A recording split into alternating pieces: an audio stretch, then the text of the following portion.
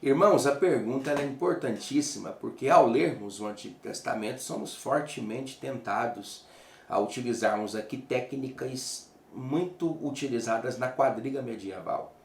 A quadriga medieval era uma mecânica de interpretação bíblica que se valia do pressuposto de que qualquer texto da Bíblia tinha quatro formas de ser interpretada. Uma forma literal, uma forma alegórica, uma forma moral e uma forma anagógica, também conhecida como cristológica ou escatológica, ou seja, no sentido bíblico além e que só os mais espirituais conseguiriam de fato interpretá-la.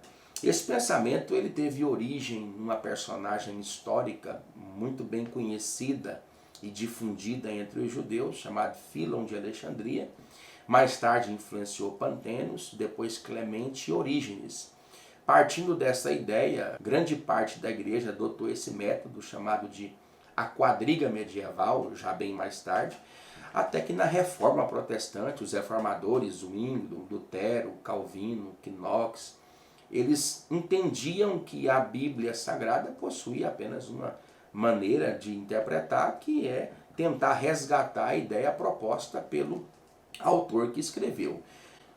Valendo desse pressuposto, eu não estou dizendo aqui de forma nenhuma que não existam alegorias na Bíblia. É claro que existem metáforas na Bíblia, mas está cheia de metáforas, como é o caso aqui, em que Davi resgata a figura do Monte Hermon, lá no sopé das colinas de Golã, e também usa aqui a figura de linguagem dos montes de Sião.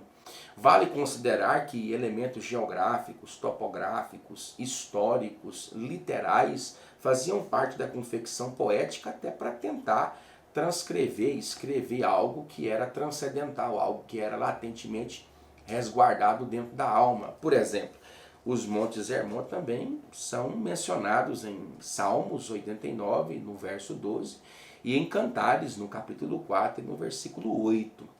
O que Davi quer propor aqui é trazer a materialidade da bênção de Deus, que é caracterizada pelo orvalho de Hermon.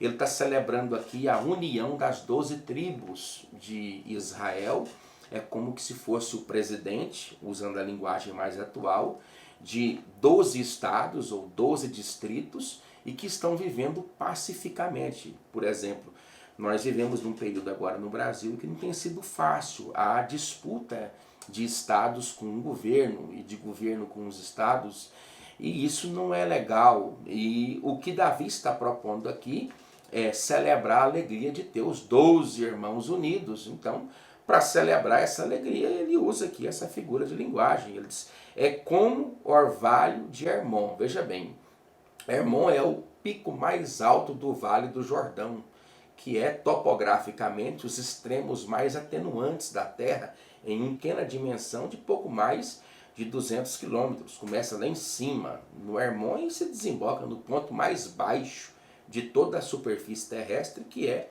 o Mar Morto, a 400 metros abaixo do nível do mar. No caso ali, o mar Mediterrâneo. E Davi, ele diz que a bênção da união, um território unido, uma igreja unida, uma casa unida, é como o orvalho de Hermon, que desce sobre os montes, no plural, de Sião. Né? E aqui você tem aqui uma análise interessantíssima.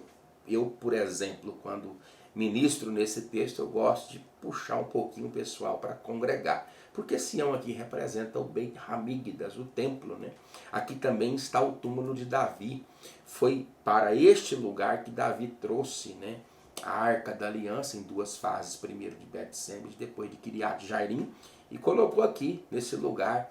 E daqui, ou seja, da casa do Senhor, Deus ordena a sua bênção. Então, o orvalho do Hermon é, de fato, o maior e mais autêntico tributário do Jordão, porque o pico aqui desse monte é praticamente gelado em neve todo ano.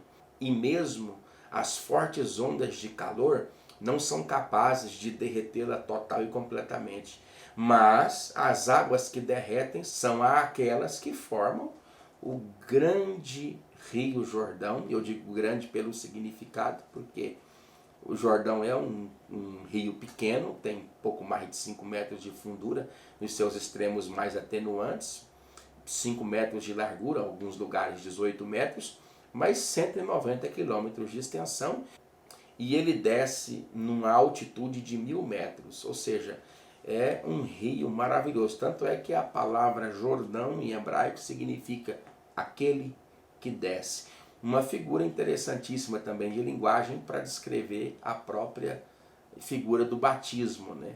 Descer as águas num rio cujo seu significado é aquele que desce. Então, independente de onde você esteja, a bênção do Senhor ela é capaz de chegar a você. Ainda que você esteja no ponto mais baixo de toda a terra, ela nasce lá em cima, mas ela corre todo o período, regando aqueles que fazem parte da sua adjacência. Então, venha para a presença de Deus e celebre a graça e o poder do Espírito Santo sobre a sua vida. Que Deus te abençoe, no nome de Jesus.